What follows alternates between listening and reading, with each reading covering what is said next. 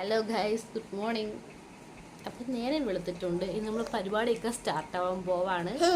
Hello guys, ഇന്നൊരു day in my life എടുക്കാമെന്നാണ് കരുതിയത്. ഡേയിൻ്റെ ഫുള്ളൊന്നും cover ചെയ്യാനെ കൊണ്ട് പറ്റിയിട്ടില്ല. പറ്റുന്നതൊക്കെ അവിടെ ഇവിടെ നിന്ന് എടുത്തു വെച്ചിട്ടുണ്ട്. രാവിലത്തെ പ്രഭാത കർമ്മങ്ങളൊക്കെ കഴിഞ്ഞ ശേഷം രണ്ടിനും ഫുഡ് വെച്ച് കൊടുത്തിട്ടുണ്ട് കഴിക്കാൻ വേണ്ടിയിട്ട്. അപ്പം കടലക്കറിയായിരുന്നേ.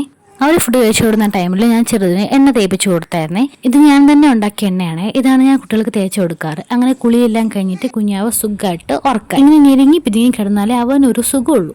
പിന്നെ മറ്റു രണ്ടാൾക്കും എണ്ണ തേപ്പിച്ചിട്ടുണ്ടായിരുന്നേ. എനിക്ക് ഈ എണ്ണ നല്ല വർക്കായിട്ടുണ്ടേ. കുട്ടികൾക്ക് നല്ല ഗ്ലോ കിട്ടും പോലെ ഫീൽ ചെയ്യാറുണ്ടേ.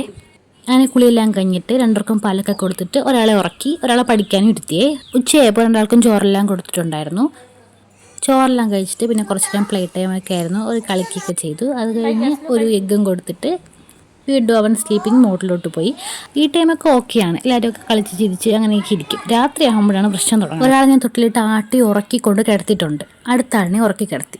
10 മിനിറ്റ് കറക്റ്റ് ആവുന്നപ്പോൾ ഒരാൾ എണീറ്റിട്ടുണ്ട്. ഇനി ഇയാളുടെ ബഹളം കേട്ട് മറ്റേ ആൾ ഉണരും. അങ്ങനെ രണ്ടുപേരെയും കൂടി മാറി മാറി ഉണർന്നോണം. രാത്രി ഫുൾ ഓണായിരിക്കും. രാത്രി ആകുമ്പോഴാണ് ഇയാൾ പലതരത്തിലുള്ള കളികൾ കണ്ടുപിടിക്കുന്നത്. അങ്ങനെ കളിച്ച് നേരം വെളുക്കാറായപ്പോഴാണ് നമ്മൾ ഉറങ്ങിയത്.